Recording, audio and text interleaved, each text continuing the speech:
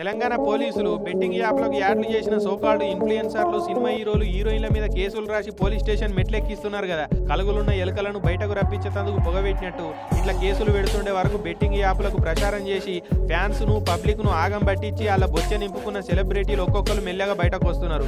Hero విజయాన్ని ఏమో చట్ట ప్రకారం పర్మిషన్ ఉన్న కంపెనీ కాబట్టి బెట్టింగ్ యాప్ ప్రచారం చేసినా అని సోషల్ మీడియాలో చెప్పుకొచ్చిండు.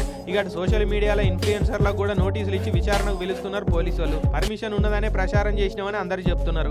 అటు ఫిలిం ఛాంబర్ ఆఫ్ కామర్స్ వాళ్ళు కూడా సినిమా యాక్టర్ల మీద గరమయ్యారు. ఎంతో కష్టపడితే గానీ పేరు ఫేమ్ రాదు, అటువంటి అభిమానుల అభిమానాన్ని పైసల కోసం అమ్ముకుంటారని గుస్సాయ్యారు. సకల సమస్యల మీద స్పందించి మాట్లాడే ప్రజాశాంతి ప్రెసిడెంట్ పాల్సార్ కూడా మీకు ఎందుకింత కక్కుర్తి, మీ ఫేమ్ ను ఏదైనా మంచి పనికి వాడాలి కానీ ఇట్లా కక్కుర్తి పడి బెట్టింగ్ యాప్లకు ప్రమోషన్ చేసి మంది ప్రాణాలు తీసిన పాపం ములగట్టుకుంటారా అని గట్టిగానే అరుచుకున్నాడు.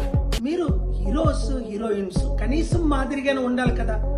మీరు 100 కోట్లు సంపాదించుకుంటున్నారు, మీరు సొంతంగా చారిటీలు చేయండి, లేదంటే నోరు మూసుకొని ఊరుకోండి. ఇంత కక్కుర్తి ఎందుకు? మరలా మీరు వాళ్ళ దగ్గర డబ్బులు తీసుకొని యాప్లు ప్రమోట్ చేయడం